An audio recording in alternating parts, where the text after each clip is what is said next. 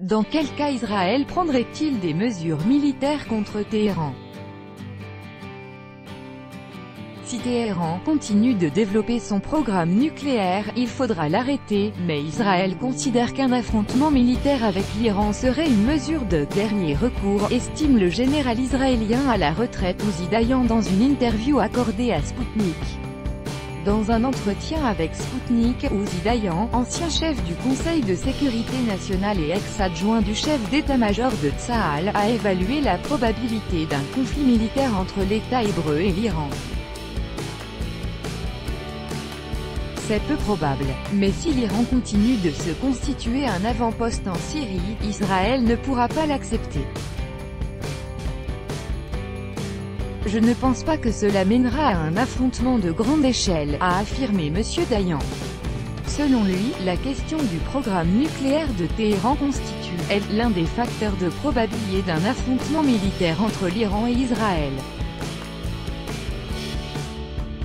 Si l'Iran continue de développer son programme nucléaire, il faudra l'arrêter.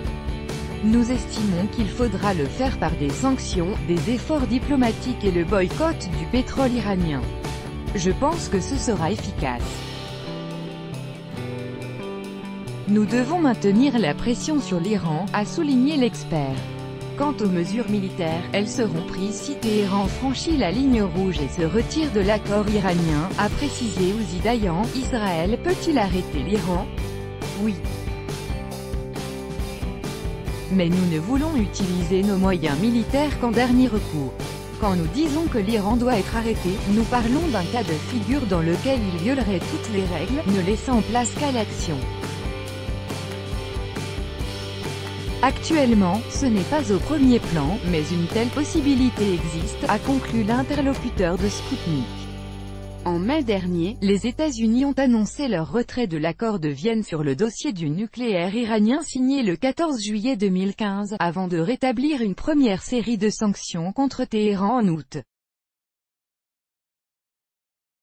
De nouvelles sanctions ciblant le secteur pétrolier iranien doivent être introduites le 5 novembre 2018. Les pays membres de l'Union européenne, tout comme la Russie et la Chine, ont pour leur part indiqué vouloir préserver l'accord de Vienne. Les États signataires du document ont ainsi convenu de poursuivre leurs efforts pour maintenir les échanges commerciaux avec Téhéran malgré le rétablissement des sanctions américaines.